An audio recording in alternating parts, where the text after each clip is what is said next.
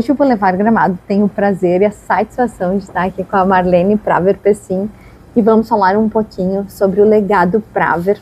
Essa semana, o senhor Jaime Praver, que foi um empreendedor nato, que agregou muito para a nossa cidade de Gramado, completaria 100 anos no dia 25. Então, Marlene, vamos falar um pouco sobre o seu Jaime, que com certeza tem muita coisa a nos contar. Tem. Pois, enfim, meu pai, ele não é natural de Gramado, ele nasceu em Porto Alegre, mas quando ele se formou na faculdade de odontologia, que pouca gente sabe que meu pai era dentista, ele resolveu vir para Gramado como o primeiro dentista formado a atender aqui em Gramado. Gramado, na época, existiam só dentistas que eles chamavam de...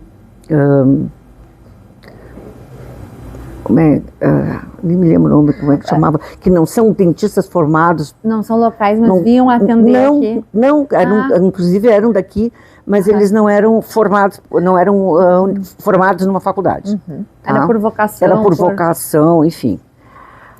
E aí o pai resolveu vir para cá porque meu avô já conhecia Gramado, já gostava muito de Gramado, porque ele era caixeiro viajante. Uhum. Meu avô, ele vinha atender essa região. Seu Jacob. Seu Jacó. E ele vinha atender essa região e, pela coincidência e pela vontade, eu acho que de tanto o vô contar dentro de casa, meu pai resolveu vir aqui atender como dentista. Quando na época de Porto Alegre e Gramado levavam 6 horas, né? Nem me lembro. Também não tinha nascido. E eu nasci em Gramado. Também pouca gente sabe que na época que o pai trabalhou aqui, tinha esse teu consultório aqui, eu nasci aqui. Fui embora daqui com 2 anos. E minha mãe foi aos prantos embora de Gramado, porque ela nunca quis sair de Gramado. Mesmo porque eles fizeram boas amizades na época aqui.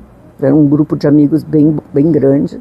Apesar do meu pai, deles não serem daqui, meu pai era judeu, né? De tradição. Mas, enfim, isso nunca foi obstáculo para ele. Aqui ele foi muito bem recebido, as pessoas acolheram ele de uma maneira muito boa e ele formou grandes amigos. Ele chegou aqui em que ano? Eu nasci em 53, 50. 50, 51. Uhum. E fomos embora, porque necessidade obrigou que ele fosse buscar outros caminhos, né? Em Porto Alegre, ele voltou para Porto Alegre. E lá já começou a empreender outras coisas, a não ser só odontologia, já fez uma fábrica de fita para máquina de escrever, porque ele tinha que estar inventando. Empreendedor nato. Empreendedor nato. Fita de máquina de escrever, se pode uma coisa dessa. Enfim, aí, mas a vontade de estar em Gramado sempre foi muito grande. Não feliz em estar em Porto Alegre e só com saudade de Gramado, ele resolveu adquirir uma casa de veraneio aqui. Mas para não ficar sem fazer nada no tempo de veraneio dele, ele resolveu abrir uma churrascaria. Uma churrascaria que Gramado, na época, os restaurantes em Gramados eram restaurantes bem caseiros, enfim, comandados pelas próprias famílias. O pai resolveu dizer, não, vou fazer uma coisa diferente. Vou fazer uma churrascaria onde meus funcionários vão estar vestidos a caráter, com pilcha. Vou pôr toalhas nas mesas, porque não existia, na época não se usava, aqui em Gramado pelo menos, toalhas de pano, guardanapos de pano nas mesas, e o mais hilário de tudo, música clássica. Olha só. Então, assim, eram filas nos sábados e domingo, e ele lá com a planilhazinha dele na mão, recebendo as pessoas, fulano de tal, mesa tal. Meu pai. No salão. No salão, fazia isso, adorava. Aí tá. O brinquedo não chegava, aquele brinquedo não chegava. E só para contextualizar, Marlene, onde ficava a churrascaria Bela Vista na época? Só pra gente, hoje em Gramado, pro pessoal se localizar. Era ali na avenida, do lado daquela loja, fábrica de perfumes, aquele terreno que é do BAC, até hoje é deles, aquele terreno, e ainda está, não sei o que está acontecendo ali, aquilo ainda não foi vendido, não foi construído, não foi nada, era ali, a churrascaria. Tá, churrascaria só pra ali. Contextualizar um pouquinho. Tá, e aí depois, ele, para não parar quieto, resolveu fazer o Café Colonial. E em cima da história desse Café Colonial, o que veio? Ele era uma pessoa super criativa. Ele lembra assim, no tempo que ele foi dentista aqui em Gramado, ele lembra dos clientes dele que vinham no consultório. Sim. E ele era na época assim, endeusado. Porque imagina o doutor e que fazia um tratamento de dentário nas pessoas que durava. Botou pontes, botou chapas, botou... Então, aquilo era uma coisa que para as pessoas que não tinham esse acesso, sim, era encantador. E convidavam muitas vezes o pai, vamos lá conhecer minha casa, minha família, meu cachorro, meu gato, meu papagaio.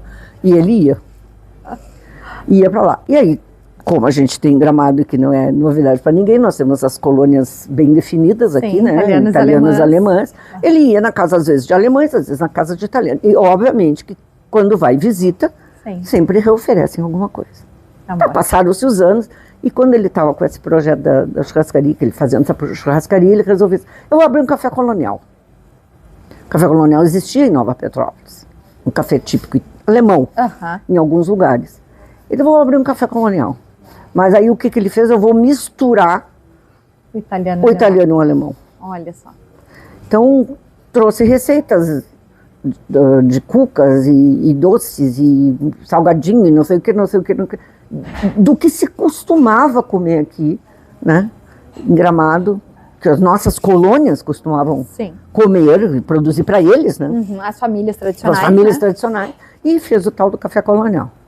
Foi outro sucesso, outro case em Gramado. E esse acervo todo, essa reunião, né, de bem servir. E a hospitalidade, né, estava no DNA do seu Jaime. Claro, né? Porque essa coisa assim, eu não vou fazer uma churrascaria comum, eu vou fazer uma churrascaria diferenciada. Então ela vai ter isso, vai ter isso, vai ter música clássica. Sim. Não é música gauchista, é música clássica. Ele imprimiu, né? Imprimiu coisas, um diferencial. Numa época que o grande recurso era a bagagem cultural dele. Exato. Né? O grande recurso. Recurso. Obviamente não existiam referências de outras churrascarias, claro, das viagens dele, mas aqui em Gramado não foi muito viajado, não. Ele tinha muita preguiça de sair de casa. Mas não foi, mas é de DNA, como tu disse. De DNA mesmo, né? Sabe? De essência, de essência. Era dele, né? É uma coisa intrínseca nele. Mas aí fez o Café Colonial, foi um baita de um sucesso. Ele cansava rápido dos brinquedos dele.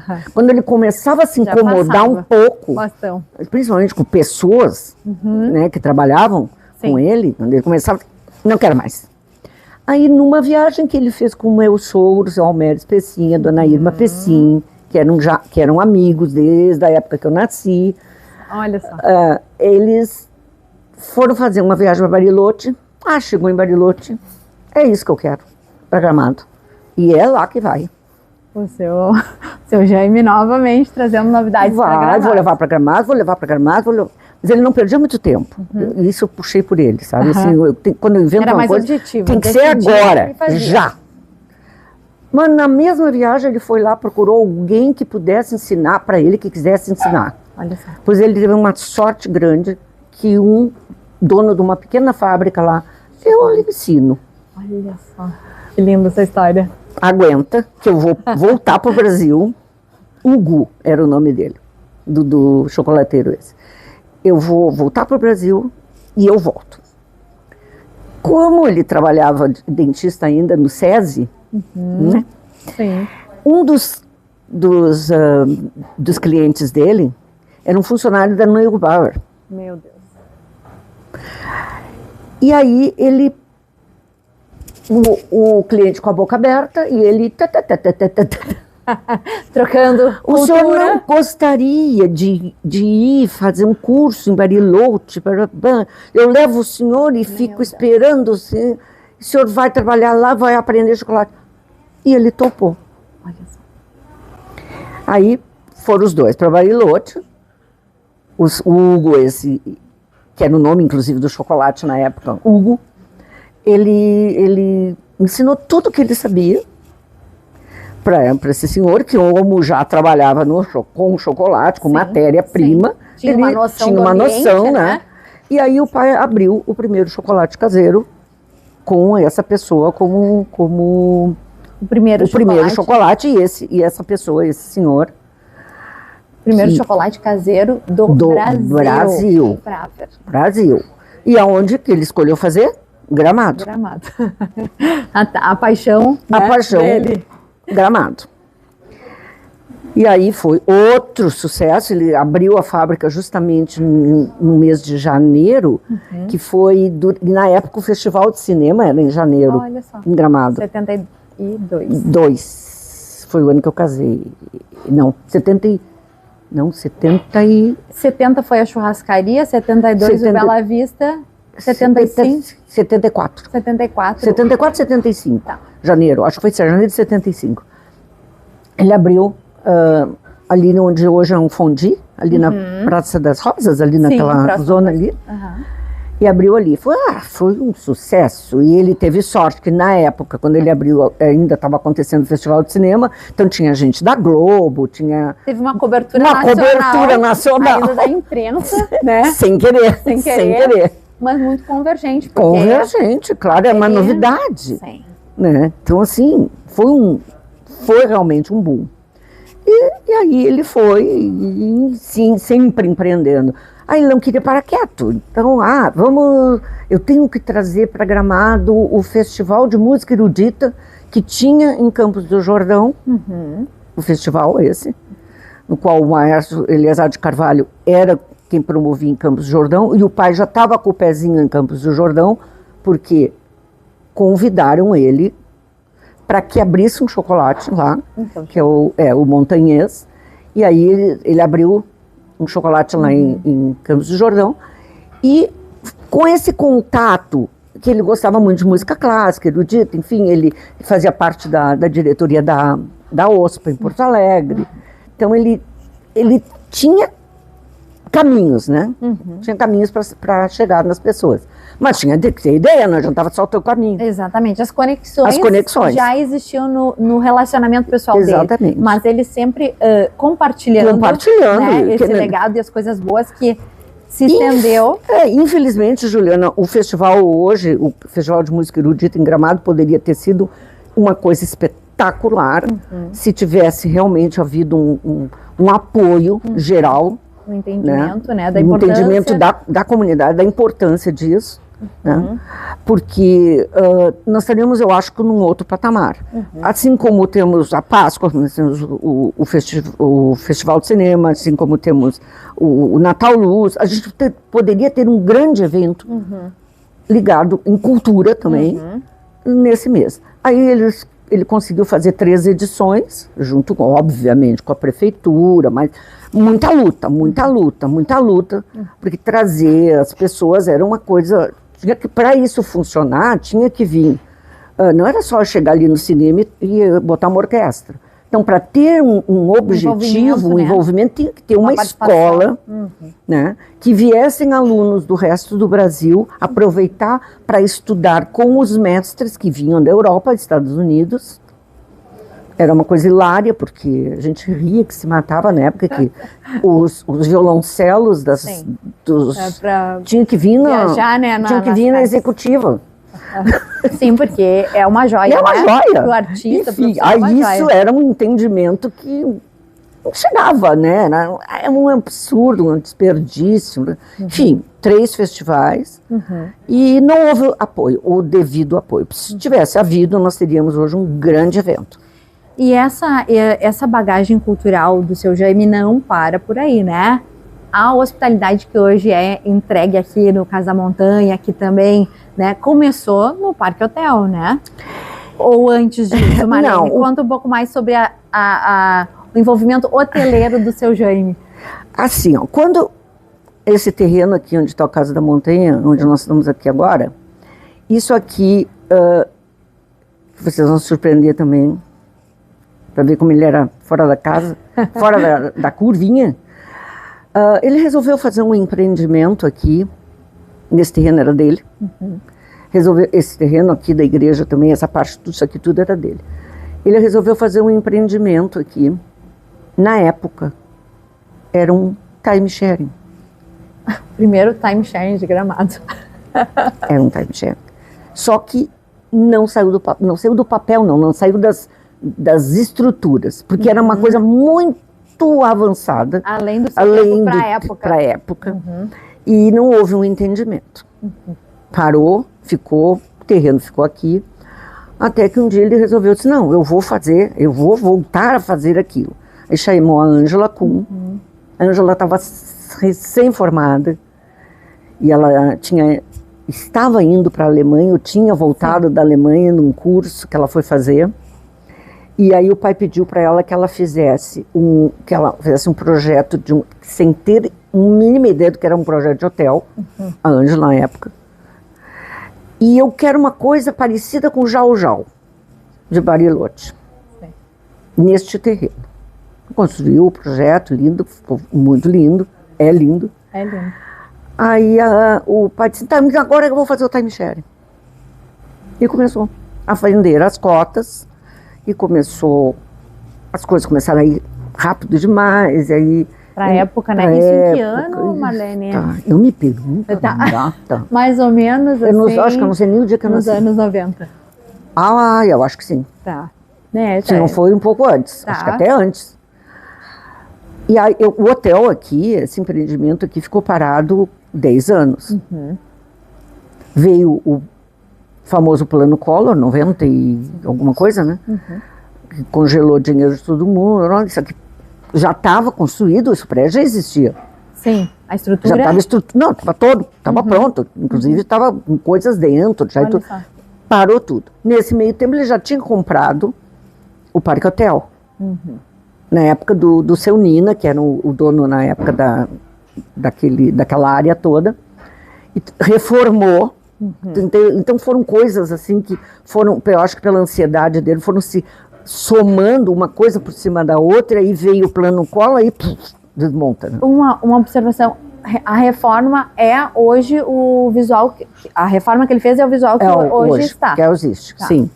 Que daí na época ele contratou o Ricardo, né, que também era um gurizinho, para fazer a reforma para fazer reforma, e é o que é hoje, quer dizer, desde a época que é hoje. E aí foi o hotel. Aí o que ali dentro? Ele começou tateando como hoteleiro, porque ele sabia de hospitalidade, de ser uma pessoa sensível, de ser uma pessoa extremamente exigente com qualidade. Tudo tinha que ser muito bom, tinha que ser o melhor. Isso é uma coisa que eu herdei, os meus filhos herdaram. O Luciano trouxe essa bagagem também junto, porque os pais dele também eram pessoas que sabiam e pensavam Gramado, sempre pensaram Gramado e sempre para o melhor. Somou. Foi uma cultura potencializada entre as famílias, né? Então, claro, ele foi até um ponto no negócio da hotelaria que aí não deu mais. Aquilo já não era mais possível. Ele ficou com o Parque Hotel depois ainda bastante tempo, mesmo com isso aqui parado. Aquilo ali continuou rolando, mas nós não tínhamos, eu digo o Luciano, não tinha participação nenhuma lá, até que resolveram comprar a empresa, né, do Luciano, da família dele, resolveu comprar o hotel aqui, essa parte que estava parada, que estava estacionada, e tocar para frente. E a gente vê o seu Jaime Praver em muitas passagens de Gramado, em muitos episódios importantes da nossa cidade. Ele é um empreendedor que merece o nosso carinho, nosso respeito, nossa admiração, né, Marlene? Por conta, assim, coincidentemente não, né, mas são histórias que vão e voltam, e que volta e meia o seu Jaime está presente nessas histórias de empreendedorismo, de legado, de hospitalidade, que é a essência da nossa cidade, né, Marlene? Eu acho, Ju. Então, E olha, eu não isso. sei se eu não enxerguei, se eu não enxergo, mas eu não sei se teve uma pessoa em Gramado, vamos pensando que temos toda aquela, o legado dos Rosenfeld, que foi importantíssimo, todo o legado que eles tiveram, da importância, inclusive do que nós temos hoje de bosques, árvores, florestas, terrenos, o Lago Negro. Sim. Tirando essas pessoas, essas famílias, eu não sei se alguém fez tanta coisa pensando em Gramado como ele.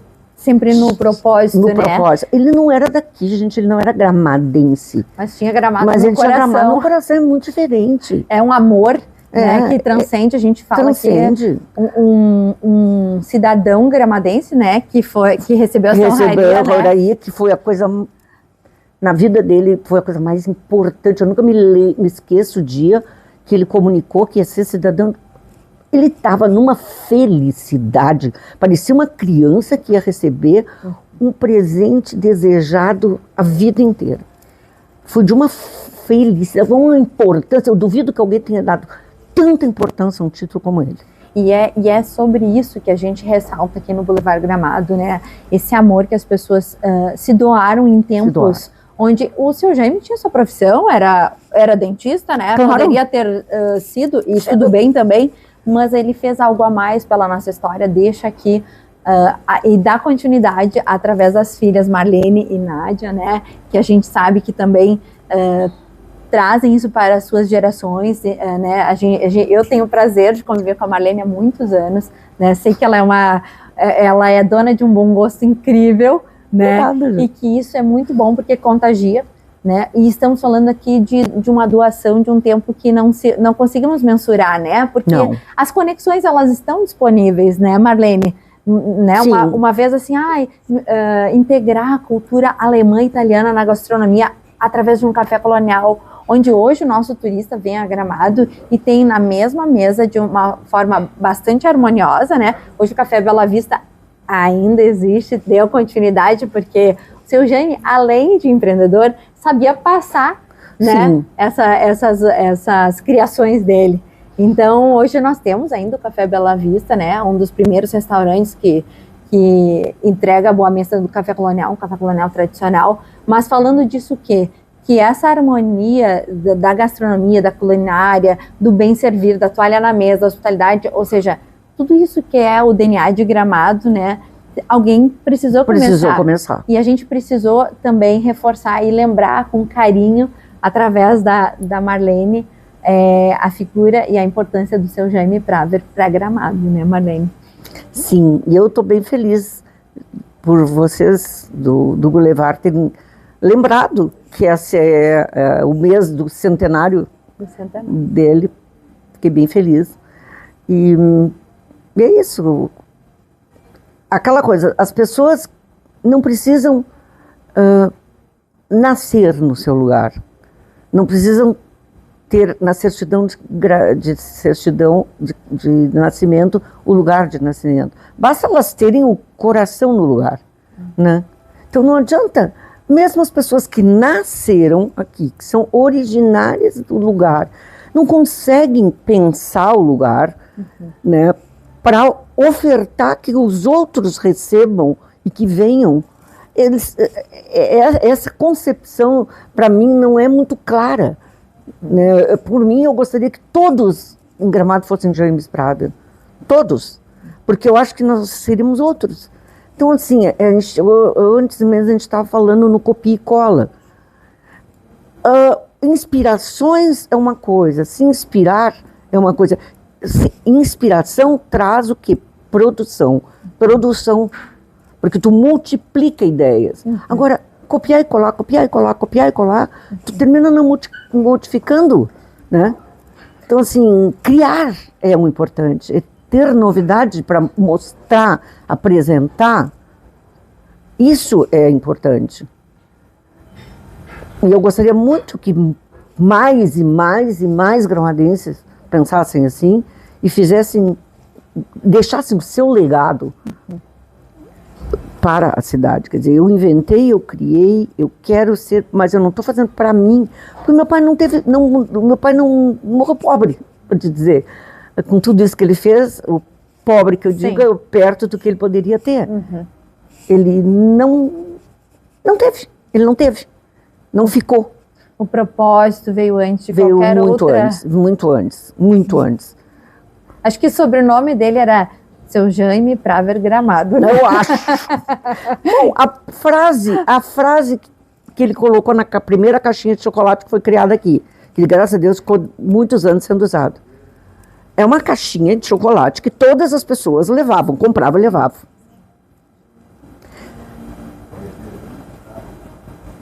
A frase sempre foi: conhecer Gramado, amar Gramado, e tudo levando a que a pessoa levasse no coração Gramado. Como aquela frase que a gente tem na entrada do Gramado. Né? Através do chocolate, da experiência. Né? Do que eu estou fazendo aqui? Por que eu estou aqui? O ambiente, né, já contagiava naquela época. Contagiava. Não, é a própria novidade em si. Né? Muitas novidades, né? Muitas coisas maravilhosas. Eu acho assim, uma das melhores maneiras de atingir o coração é o estômago, né? Sempre. E ele foi cirúrgico nisso. Cirúrgico. Porque é óbvio que as maiores memórias que tu tem na vida são olfativas ou gustativas, né? É sensorial. Então, as crianças lembram do cheiro da casa da avó, lembram do cheiro da casa da tia, do bife que comeram, né? Aquilo fica. A memória afetiva, né? Afetiva fica ligada normalmente ao estômago, né?